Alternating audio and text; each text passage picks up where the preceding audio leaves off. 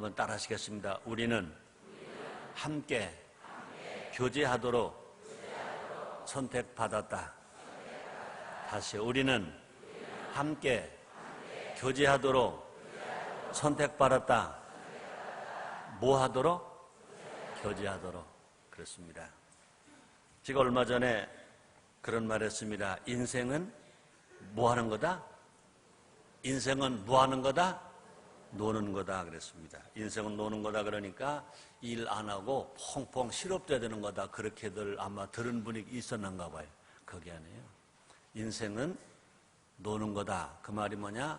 즐겁게 다투지 아니하고 시기하지 아니하고 싸우지 아니하고 노는 거다. 그러니까 곧 뭡니까? 인생은 교제하는 거다.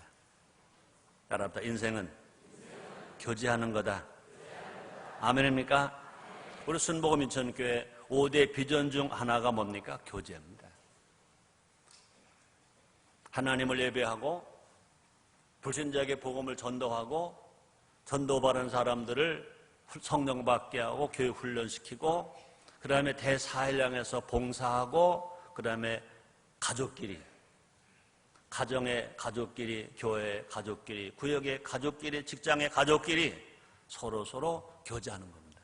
이런 신앙이 우리 하나님이 원하시는 신앙인 것입니다. 그렇습니다. 하나님이 제일 기뻐하시는 것, 하나님이 제일 원하시는 것 뭘까요? 성도 간 교제하는 겁니다. 사람들끼리 교제하는 겁니다. 그래서 시편 103편 1절 예에 보니까 형제가 연합하여 동감이 어찌 그리 선하고 아름다운 거. 물론 눈 없지만 그렇게 했을 때 그런 감정 안 가지고 그렇게 기록했겠냐 이거죠. 형제가 연합하여 동거함이 어찌 그리 선하고 아름다운 거. 한 문장 속에 이렇게 형용사가 많은 문장 성경 어디에서 찾을 수 없습니다. 그러므로 하나님 정말로 기뻐하시는 거, 하나님 원하시는 것이 뭐냐? 성도들 간에 교제하는 거고 사람들 간에 교제하는 겁니다. 그래서 또 다시 바울을 통해서 말씀합니다. 항상 기뻐하라. 이는 그리스도 예수 안에서 너희를 향하신 하나님의 뜻이라 그렇습니다. 그러므로 교제는 하나님의 명령입니다. 예수를 믿는 것은 뭐냐? 하나님과 교제할 수 있는 겁니다. 성령을 받는 것은 뭐냐? 사람들과 교제할 수 있는 겁니다. 아담과 하와가 범죄했기 때문에 인간은 다 죄인입니다. 하나님과 원수되었었습니다. 그렇기 때문에 예수의 피가 아니면, 예수님의 십자가의 죽음이 아니면 하나님과 교제할 수 없습니다. 하나님의 영, 예수님의 영, 성령의 능력이 아니면, 성령이 아니면 우리는 사람들과 교제할 수 없습니다. 성령을 받으면 성령의 은사를 받습니다. 성령의 은사는 뭐냐? 다른 사람을 위해서 봉사할 수 있습니다. 다른 사람을 위해서 봉사함으로 교제할 수 있습니다. 그래서 성령 세례 받으면 성령 열매를 맺습니다. 성령의 열매는 뭐냐? 내 스스로가 내적 충실을 가져옴으로 서로 교제할 수 있는 거예요.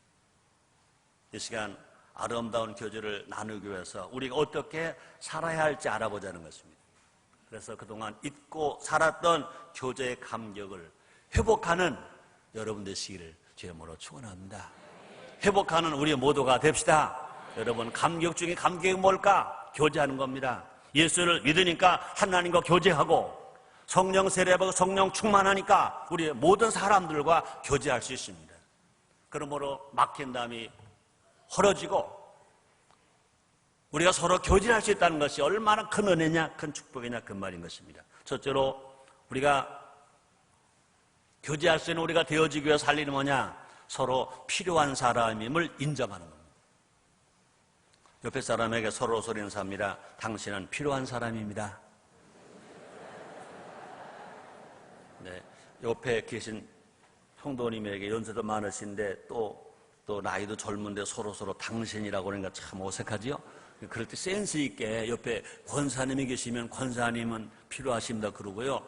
젊은 학생이시면 학생은 참 필요하네 이렇게 하고 여러분 센스 있게 말하면 됩니다. 다시 한번 당신은 정말 필요한 사람입니다.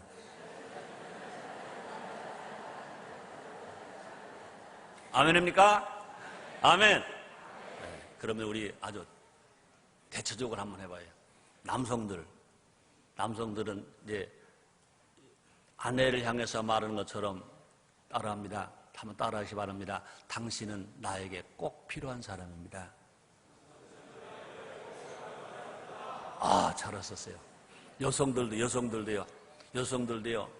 당신은 나에게 더 필요한 사람이에요. 시작. 그래요. 우리 이렇게 삽시다. 아멘. 크게 뭘 했다, 이거 다 중요하지만 더 중요한 것이 뭐냐? 서로 간에, 부부 간에 당신은 꼭 필요한 사람이다. 나에게 꼭 필요한 사람이다 할 수 있다면. 그렇죠? 우리가 성도들 간에도요, 당신은 참 필요한 사람이다 할 수 있다면 우리는요, 얼마든지 교제할 수 있다 이것입니다. 우리는 서로를 필요로 하는 존재들입니다. 안타깝게도 우리는 이 사실을 인정하기 싫어합니다. 그 이유가 뭐냐? 현대 문화가 개인주의를 미화하기 때문이다. 독신주의를 미화합니다. 자녀 안 낳고 부부가 사는 것을 미화하려고 합니다. 이건 마귀에게 속고 있는 겁니다. 자존심에 센 것을 강한 모습이라고 생각하기 때문입니다. 그 결과는 애로움인 것입니다. 독신주의의 결과는 애로움입니다. 부모가 자녀 낳기 싫어서 부부가 안 낳으면 결국은 애로움입니다. 자존심이 센 사람 결국은 애로워 울고 있습니다. 그래서 현대인들은 애로움이라는 질병에 시달리고 있습니다. 너무나 많은 사람들이 애롭다는 겁니다. 하나님은 애로움을 싫어하신다. 따라합니다. 하나님은 애로움을 싫어하신다. 그렇습니다. 혼자 있는 것은요, 하나님 뜻이 아닌 것입니다. 그래서 창세기 2장 18절을 보니까 사람의 독처하는 것이 좋지 못하니 그렇습니다. 아담이 혼자 있는 것을, 아담이 독처하는 것을 하나님 보시기에 좋지 않다고 그랬습니다. 우리는 서로를 관계를 맺으면서 살도록 지음을 받았습니다. 우리는 하나님의 가족으로서 함께 교제하기 위해서 태어났습니다. 함께 공동체를 만들기 위해서 창조되었습니다. 즉 모든 사람에게는 영적인 가족이 필요한 것입니다. 이러한 이유 때문에 하나님은 무엇을 세우셨습니까? 교회를 세웁니다. 우리는 서로에게 속한 자인 것입니다.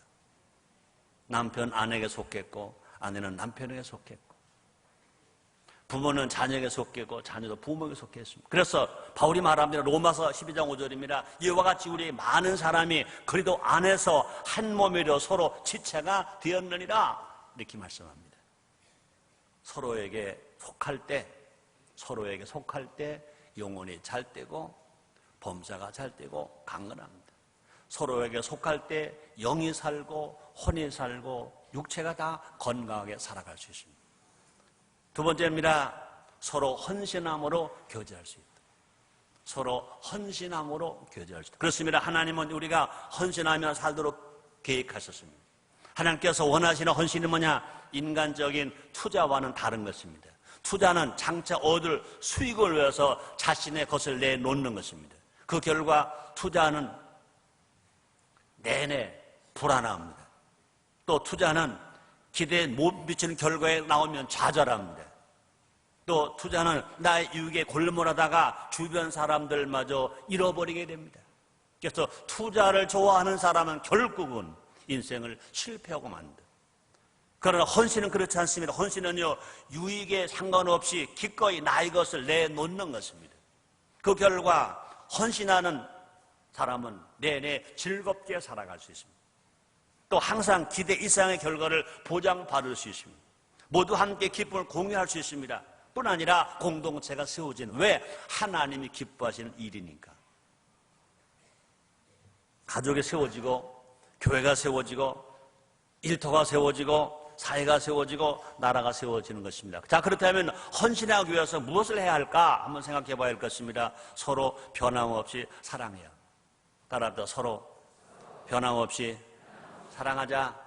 그렇습니다. 비상적인 우정이 아니라 형제보다 친밀한 친구가 되어야 됩니다. 그래서 성경에 말씀합니다. 잠언서 17장 17절입니다. 친구는 사랑이 끊기지 아니하고 형제는 위급한 때까지 우하여 낳느니라 이렇게 말합니다.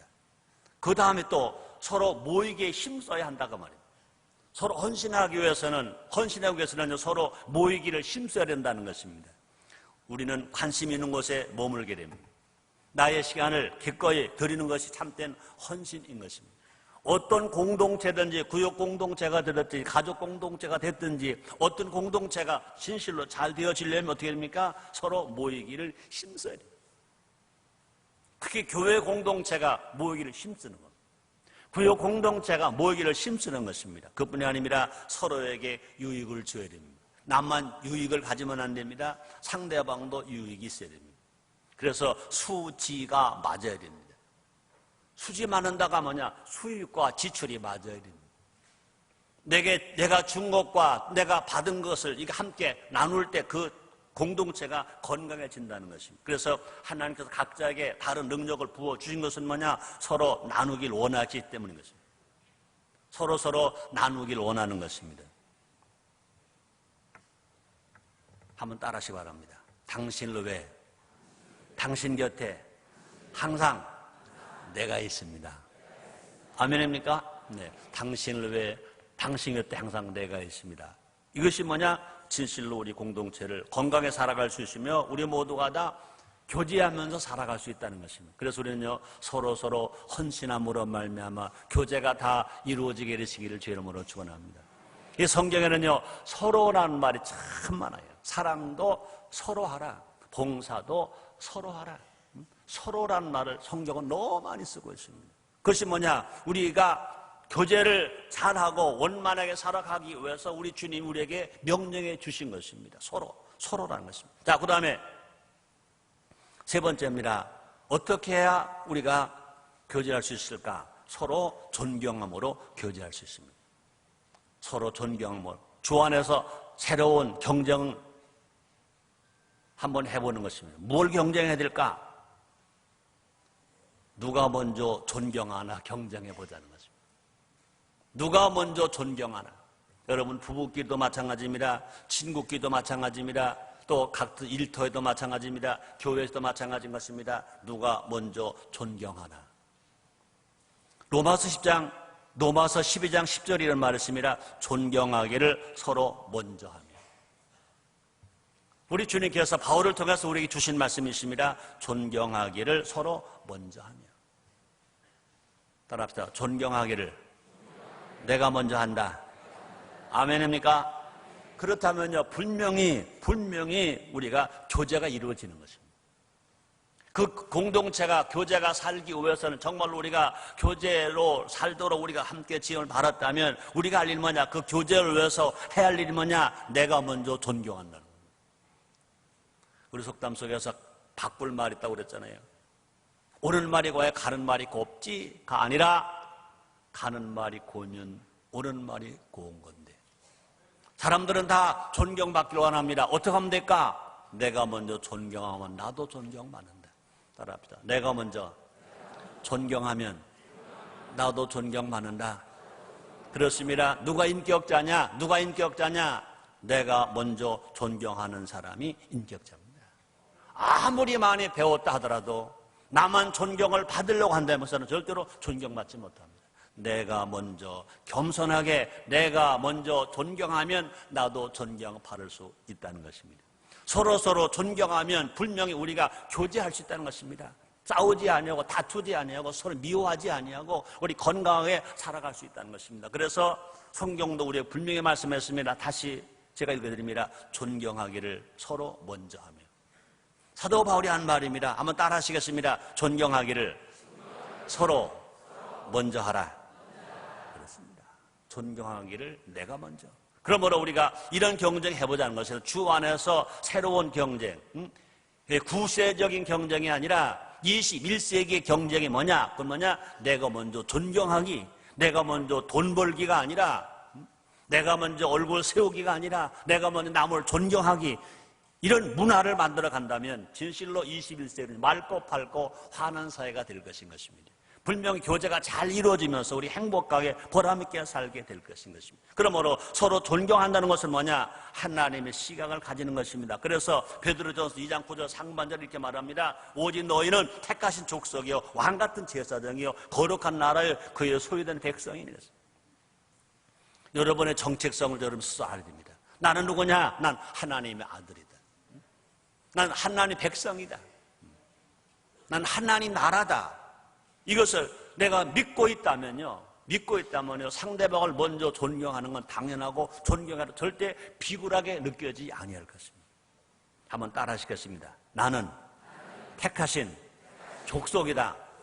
나는 왕같은 제사장이다. 나는 거룩한 나라다.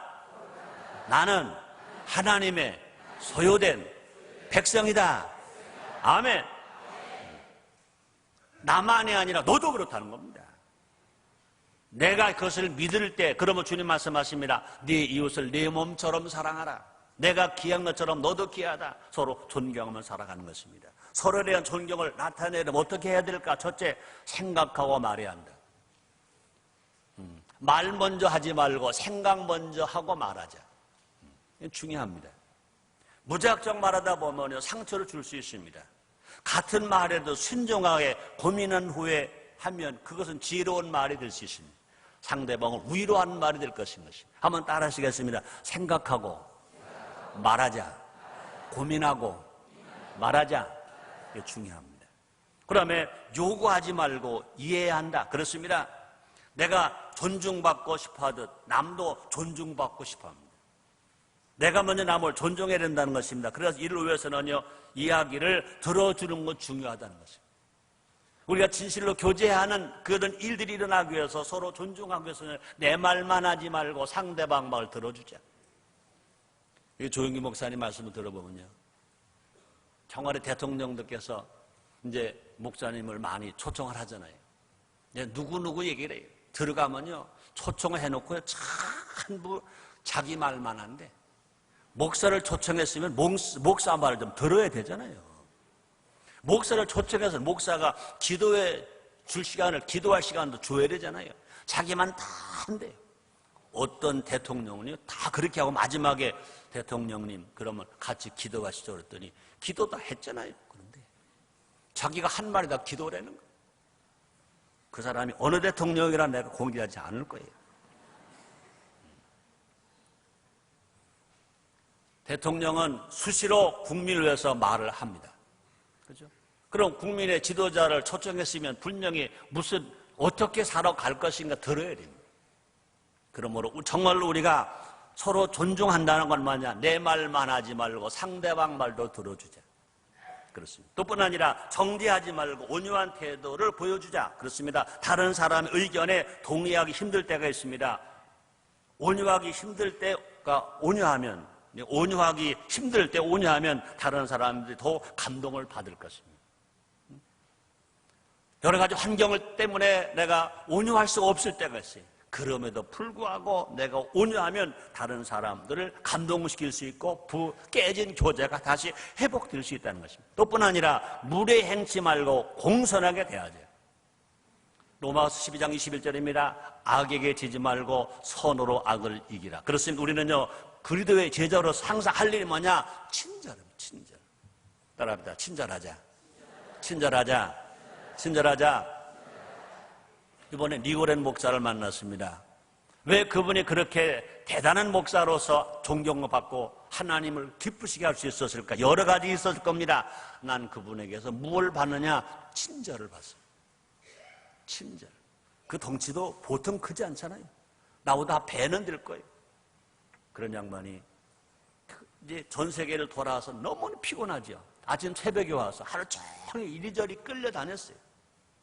마지막 저녁 시간에 우리들과 만나게 되었습니다. 이제 김장한 목사님 한 사람 한 사람 다 소개합니다. 거기 이제 지도자급 다 소개하니까 자 일어나서 그 큰 덩치로 그냥 어떻게 보면요 눈인사만 하면 됩니다. 이러면 됩니다. 근데 쫓아가서 한 사람 한 사람 다 한 100명이 넘었었습니다. 다 찾아갔어요. 그리고 이제 소개가 다 끝났습니다. 식사 시간이 되었습니다. 거기에 실제로 일하는 실무자 스태프들은 김장한 목사를 소개하지 않았잖아요. 그런데 한 사람 한 사람 다 찾아가서 자기는 밥은 안 먹고 한 명도 안 빼놓고 다 찾아가서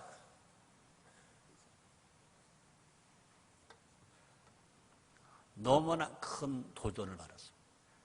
너무나 큰 감동을 받았습니다. 그냥 리그원에 된 것이 아니다. 제일 중요한 것이 뭐냐? 난 그분에게서 뭘 받느냐? 친절을 봤어요. 물론 다른 사람도 그걸 봤는지 모르겠어요. 나는 그걸 봤어요. 너무너무 친절한 거예요. 너무너무 친절. 한 사람 한 사람 형식적으로 인사를 하지 않습니다. 그래서 두 손을 탁 잡고 그 큰 등치에 또 조금 또 친분이 있으면 이렇게 또 그 큰 등치도 안아줘요. 나도 안아주더라고. 나도 안아줘. 친절. 그렇습니다. 다시 말합니다. 로마서 12장 21절입니다. 악에게 지지 말고 선으로 악을 이기라. 우리는요, 그리스도의 제자로서 항상 할 일이 뭐냐? 친절인 것입니다, 여러분. 백화점은 잘 돼요. 근데 재래시장은 안 돼요. 왜 그럴까? 값도 더 싼데. 몇 분의 1 싼데. 재래시장은 물건만 주고 돈 받으려고 합니다. 가만히 앉아서 돈 주고. 아니, 돈 주고 아니지. 물건 주고 돈 받고. 근데 재래시장도 놀라운 변화가 좀 일어납니다. 또 변화가 일어나야 합니다. 똑같은 상품인데 남대문시장에 가서 하면 얼마고 백화점에 가서 얼마입니다. 똑같은 것인데. 사람들은요, 상품만 먹는 것이 아니라 친절 서비스를 먹으러 갑니다. 백화점 가면 비싼 거 뻔히 압니다. 2배, 3배 비싼 거 압니다. 그래도 어디로 가느냐? 백화점으로 갑니다. 대한민국에서 뭐 어느 회사를 말할 필요 없는 많은 이 백화점들이 얼마나 번창하는지. 왜 그러냐? 서비스하니까. 친절하니까. 친절은 상품입니다. 친절은 돈입니다. 친절은 말할 수 없는 가치인 거예요. 가치. 그러므로 우리가 진실로 성도 간에 교제하고 우리 모두가 또 이웃 간에 교제하려면 뭐가 필요하냐? 서로 상대방을 존경해주는 그런 친절이 필요하다. 친절이 필요하다. 상대방 무시하지 말고 비판하지 말고 친절하게 살아가는 겁니다. 네 번째입니다. 서로 지지함으로 교제할 수 있다. 하나님 우리가 서로의 삶을 의지하기 원하십니다. 서로 사랑하는 공동체를 만들길 원하십니다.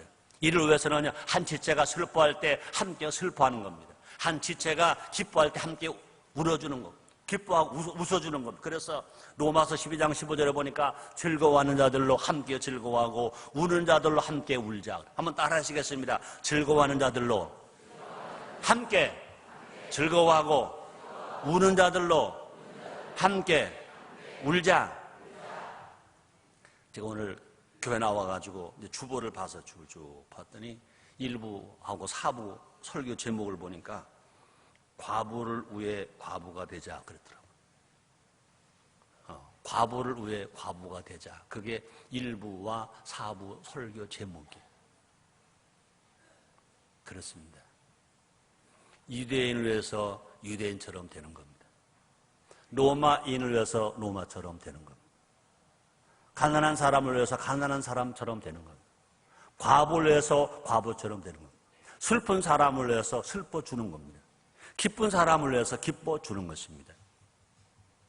공동체 안에서 서로 지지하면 하나님께서 허락하신 안전을 누릴 수 있게 되는 것입니다. 서로 지지하려면 두 가지 마음을 가져야 됩니다. 첫째는 뭐냐? 첫째, 따뜻한 마음을 가져야 됩니다. 따뜻한 마음. 한번 따라 하시겠습니다. 따뜻한 마음. 따뜻한 마음은 하나님께서 주신 사랑의 온도를 유지하는 마음입니다. 또 다른 사람의 실수나 아픔마저도 지지해 줄 수 있는 마음이 따뜻한 마음인 것입니다. 둘째, 겸손한 마음입니다. 겸손한 마음은 다른 사람이 누리는 복을 진심으로 축하해 주는 겁니다. 여러분, 이 사회가 정말로 교제를 잘 이루어지려면 있는 사람이 없는 사람 무시하면 안 됩니다. 근데 그것만 가르치면 안 됩니다. 없는 사람이 있는 사람을 비판하면 안 됩니다. 우리가 많이 가르쳐 준 것은 없는 사람을 절대로 무시하면 안 된다. 그걸 가르쳐 줬습니다. 그러나 또 중요한 것은 뭐냐? 있는 사람을 비판하면 안 됩니다. 여러분, 돈 벌기 싫은 사람 어디 있습니까? 다 벌고 싶지. 근데 못 벌었잖아요. 근데 벌었다는 얘기는 그만큼 눈물이 있고, 피가 있고, 땀이 있고, 배고픔이 있고, 절약이 있고, 헌신이 있었기 때문에 된 겁니다. 이 사회가 언제부턴가 돈을 잘 벌어서 잘 쓰는 사람을 비판합니다. 그래 경제가 죽는 겁니다. 나는 분명히 말합니다. 대통령보다 큰 기업가가 더 애국자입니다. 대통령만 애국자냐? 그렇지 않습니다. 기업가가 애국자입니다. 애국자. 그래서 수만 명을, 수십만 명을 먹게 만들어 줍니다. 세금을 냅니다. 그거 사는 겁니다. 박정희 대통령이 60년대 초에 민정기 대통령 취임하면서 그분이 그런 말을 했습니다. 그때 보릿고개가 얼마나 어려웠습니까? 고개 중에 제일 넘기 힘든 고개가 무슨 고개냐? 아래랑 고개 아니다. 위아래 고개 아니다. 뭐냐? 글쎄 모르겠는데 보릿고개다. 그럴 때였습니다. 그때 그분이 그런 말을 했습니다. 우리도 잘 살 수 있습니다. 잘 살 때가 옵니다. 그 다음에 또 한 말 했습니다. 소비가 미덕인 시대가 옵니다. 그랬어요. 소비가 미덕인 시대가 온다 그랬습니다. 저는 그때 20대 초반 나이였습니다. 레디오 앞에서 그 중계 방송을 듣다가 일손을 딱 놓고 만세를 불렀습니다. 난 그때까지 우리나라가 잘 살 수 있는 나라가 된다고 말을 들어본 적이 없습니다. 우리 국민이 잘 살 수 있다고 들어본 적이 없습니다. 소비가 미덕이라는 말을 들어본 적이 없습니다. 저는 감격에 막 울었습니다. 그때 내 가슴에 희망이 생겼습니다. 난 절망했습니다. 아버지도 안 계시지. 가족도 가난하지. 배운 것도 별로 없지. 절망하고 낙심할 때 그때 그분의 말이 희망을 걸었습니다. 그렇습니다. 우리는 절대로 남을 비판하면 안 됩니다. 근데 이 사회는요, 기업가를 비판합니다. 사람이니까 실수할 수 있습니다. 앞만 보고 기업을 달려가니까 우리나라가 기업이 형성되어서 움직인 것이 불과 50년 전후인 것입니다. 앞만 보고 달려가니까 실수할 수 있습니다. 왜? 그 나라 위해서 경제를 이만큼 살린 거에 공정은 생각하지 아니고 그 사람들의 실수만 생각합니까?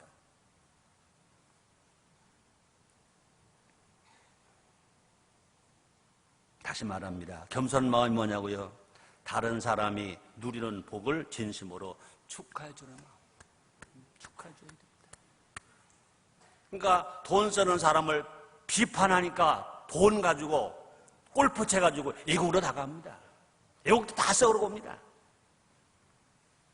모든 사람의 가치를 귀하게 바라보는 마음. 모든 사람의 가치를 귀하게 바라보는 마음. 누구든 다 가치가 있습니다. 배운 사람도 가치가 있고 못 배워도 가치가 있습니다. 없는 사람도 가치가 다 있습니다. 그런 사람들 가치를 귀하게 바라보는 마음. 이런 마음이 뭐냐? 겸손한 마음입니다. 자, 다섯 번째입니다. 크게. 어떻게 하면 교제할 수 있냐고요? 서로 잘 지냄으로 교제할 수 있다. 서로 잘 지냄으로 교제할 수 있다. 그렇습니다. 이제까지 삶 속에서 주로 이기기 위해 노력했습니다. 이기기 위해서. 이제는 어떻게 노력하기를 원해야 될까? 서로 사랑하기 위해 노력하자. 지금까지는요, 학교에서도요, 이제 내신 성적 때문에 이기기 위해서 경쟁하고, 수능 시험도 이기기 위해서 경쟁하고, 취업도 이기기 위해 경쟁하고, 사업도 이기기 위해 경쟁했습니다. 이기기 위해 경쟁을 했더니, 이제는 어떻게 해야 할까? 사랑하기 위해 노력하자. 사랑. 여러분, 행복한 부부가 되기 원합니까? 여러분들이 아마 지금까지 젊었을 때는요, 기싸움 했을 겁니다.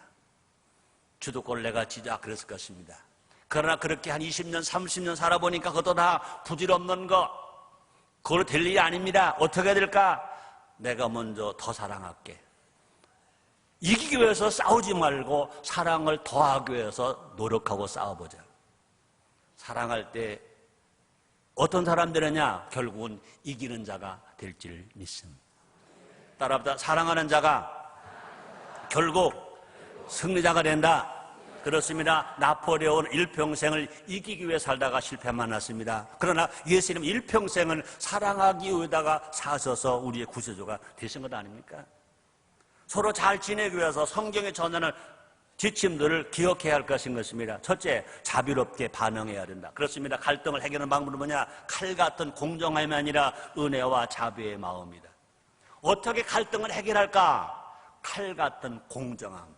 그래서 이리 자르고 저리 찌르는 것이 아니라 은혜와 자비의 마음을 가져야 갈등을 해결할 수 있다.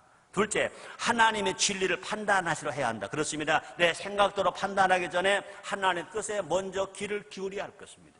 셋째, 하나님의 임재를 간구해야 할 것입니다. 다윗이 전쟁을 하나님께 의탁했듯이 우리도 모든 상황을 하나님께 온전히 맡기고 기도해야 될 것입니다. 네 번째, 주님의 마음을 의지해야 할 것입니다. 우리가 가진 명철은 한계가 있습니다.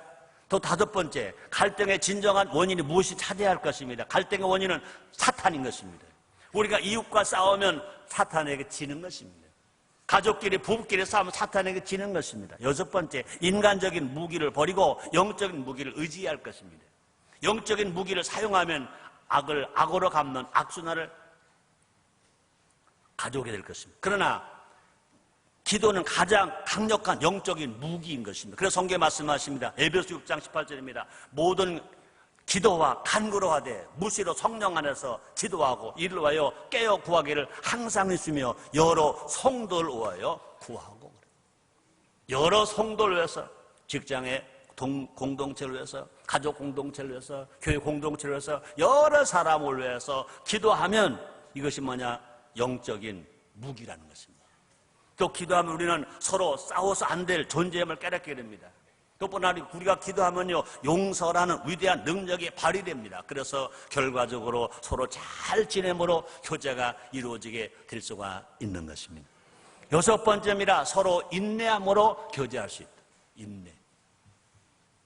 더 이상은 뭐 참아라는 생각이 들 때가 있을 것입니다. 근데 예수님께서는 나는 너를 왜 더 많이 참았다고 말씀하십니다. 디모데전서 1장 16절입니다. 그러나 내가 긍휼을 입은 까닭은 예수 그리스도께서 내게 먼저 1절 오래 참으심을 보이사 후에 주를 믿어 영생 얻는 자들에게 본이 되게 하려 하심이니라. 따라합시다. 예수님은 더 많이 참으셨다. 아멘. 우리가 예수님처럼 사랑하고 싶다면 먼저 예수님처럼 끝까지 인내해야 된다는 것입니다. 자, 그렇다면 서로 인내해야 하는 그 이유가 뭘까? 하나님께서 우리를 모두 다르게 창조하셨기 때문에 인내하다 보면 우리의 다양성이 약점이 아니라 강점임을 발견하게 될 것인 것입니다. 그래서 사랑은 뭐래요? 오래 참는 거래요. 오래 인내하다 보면 약점이 강점이 됩니다. 단점이 장점이 됩니다. 인내하기 위해서 실질적인 방법은 뭘까? 그런 말을 합니다. 이 기의 체질을 바꿔라. 우리는 지금까지는 남의 말을 제멋대로 들었습니다.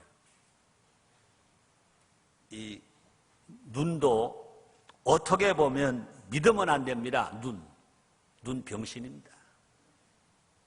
귀 너무 믿으면 안 됩니다. 귀 병신입니다. 똑바로 봤는데 잘못 본 게 너무나 많습니다. 똑바로 들었는데 잘못 들은 게 너무나 많습니다. 오늘 수천 명이 지금 제 설교를 듣습니다. 제 설교가 여러분 들은 대로 말하라 그러면 물론 다 잊어먹어서 이런 말도 못하지만 다 각자일 겁니다. 다 각자입니다. 마음속으로 지금 이 설교를 들으면서 수도 없이 그래 난 그렇게 못 살았어 나는 잘못했어 회개하는 사람이 있을 것입니다. 또 아니면 그거 들은 소리야 괜찮아 할 것입니다. 다 제각자일 것입니다. 우리는 이전까지 남의 말을 제못 들어줬습니다. 그래서 남의 말을 들을 때 너무나 많은 사람들이 함부로 평가합니다. 너무나 많은 사람들이 함부로 화를 냅니다. 기가 잘못됐습니다. 앞으로는 온전히 주의를 기울여 들어야 합니다. 그래서 신명기 28장에 보니까 하나님의 말씀을 삼가 듣고 그랬습니다. 하나님의 말씀을 삼가 듣고 그랬어요. 또 잠언서 18장 13절에 보니까 사연을 듣기 전에 대답하는 자는 미련하여 욕을 당하느니라 그랬습니다. 사연을 듣기 전에 대답하는 자는 미련하여 욕을 당하느니라. 너무나 많은 사람들이 말 다 안 들어보고 판단합니다. 말 안 들어보고 평가합니다. 말 안 들어보고 화를 냅니다. 말 안 들어보고 비판합니다. 성경은 뭐로 말씀하시냐? 사연을 듣기 전에 대답하는 자는 미련하여 욕을 당하느니라. 여러분, 귀는 몇 개게요? 귀는 몇 개죠? 몇 개죠? 입은 몇 개죠? 몇 개죠? 네. 적어도 2배로 듣고 말은 하나로 하라. 듣는 건 많이 듣고 말은 적게 하라. 우리 하나님은요, 귀를 둘 만들었습니다. 입은 하나 만들었습니다. 하나님께서 2귀를 주신 만큼 2배 더 열심히 들어라. 열심히 들어라. 그래서 여러분, 성인 성자를 보면요, 귀 이변에 있고, 임금망이나 구수록자가 썼습니다. 하나님을 가만히 보면요, 귀 이자는요, 한 3배, 4배 큽니다. 입구는 작습니다. 그러므로 많이 듣고 적게 말하는 사람이 성인 군자가 된다는 것입니다. 많이 듣고 생각하고 말하는 사람이 성인 군자가 된다는 것입니다. 더 많이 이해할수록 더 많이 인내하게 됩니다. 더 많이 인내할수록 더 많이 사랑하게 됩니다. 그래서 고린도전서 13장 4절 상반절에 보니까 사랑은 뭐하고? 오래 참고. 서로 인내하면 사랑할 수 있습니다. 참으면 사랑할 수 있습니다. 마지막 7번째입니다. 서로 정직함으로 교제할 수 있다. 건강한 공동체를 만들려면 서로에게 정직해야 됩니다. 정직하면 우리의 관계는 깊어집니다. 정직하면 열린 공동체가 됩니다. 정직하면 성령의 인도하심에 민감해집니다. 정직에는 예의가 없음을 기억해야 합니다. 어떤 경우에도 정직은 허용되지 않습니다. 어떤 경우에도 거짓은 허용되지 않습니다. 그래서 빌립보서 4장 8절 이런 말씀이 있습니다. 정말로 형제들아, 무엇이든지 참되며 무엇이든지 경건하며 무엇이든지 옳으며 무엇이든지 정결하며 예 없이 모두가 다 정직해야 될 것을 말합니다. 의도적인 거짓말을 중단해야 될 것입니다. 다른 사람의 속임수를 눈 감아주는 것도 중단해야 할 것입니다. 우리는 진리 안에서 자유케 된 자들이기 때문에 그렇습니다. 그래서 요한복음 8장 32절에 이렇게 말씀하십니다. 진리를 알지니 진리가 너희를 자유케 할지니. 옛사람의 구습인 거짓과 더 이상 상관없는 자가 되어야 될 것입니다. 그래서 골로새서 3장 9절에 이렇게 말씀하십니다. 너희가 서로 거짓말을 말라. 옛사람과 그 행위를 벗어버리고. 그랬습니다. 한번 따라 하시겠습니다. 너희가 서로 거짓말을 말라. 옛사람과 그 행위를 벗어버리고. 그렇습니다. 언제 어디서나 진심을 담아 말해야 할 것입니다. 사적인 영역뿐만 아니라 공적인 영역에서도 정직해야 될 것입니다. 성도의 삶은 변명의 삶이 아니라 변화의 삶인 것입니다. 결론입니다. 우리는 함께 교제하도록 선택받았다 그랬습니다. 한번 따라 하시겠습니다. 우리는 함께 교제하도록 선택받았다. 감사하게도 우리 순복음 인천교회 5대 비전 중 하나가 뭡니까? 교제입니다. 결코 평범한 용어가 아닙니다. 반드시 지켜야 할 우리의 모두의 목표입니다. 우리의 목표입니다. 우리 순복음 인천교회의 5대 목표 중에 하나가 뭐냐? 교제인 것입니다. 성도들이 살아갈 5대 목표 중에 하나가 뭐냐? 교제인 것입니다. 하나님을 예배하는 것, 전도하는 것, 교육 훈련하는 것, 대사에 봉사하는 것, 그것만이 아니라 성도들 간에, 가족들 간에 교제하는 것. 하나님은 예배를 잘했는데 성도 간의 가족 간의 교제가 깨졌다. 그 신앙은 죽은 신앙입니다. 그건 헛 예배 드린 겁니다. 헛 예배 드린 겁니다. 다시 말합니다. 인생은 뭐냐? 인생은 노는 거다. 인생은 뭐 하는 거냐? 교제하는 거다. 그러므로 반드시 지켜야 할 우리 모두의 목표, 서로 아끼고 사랑함으로 교제의 참맛을 느끼는 여러분 다 되시기를 주의 이름으로 축원합니다. 기도하겠습니다. 하나님 아버지 감사합니다. 우리는 함께 교제하도록 선택받았다. 이것이 한 번 듣는 설교가 아니라 우리의 삶이 되게 해 주옵소서. 목표가 되게 하여 주옵소서. 예수님의 이름으로 기도드리옵나이다.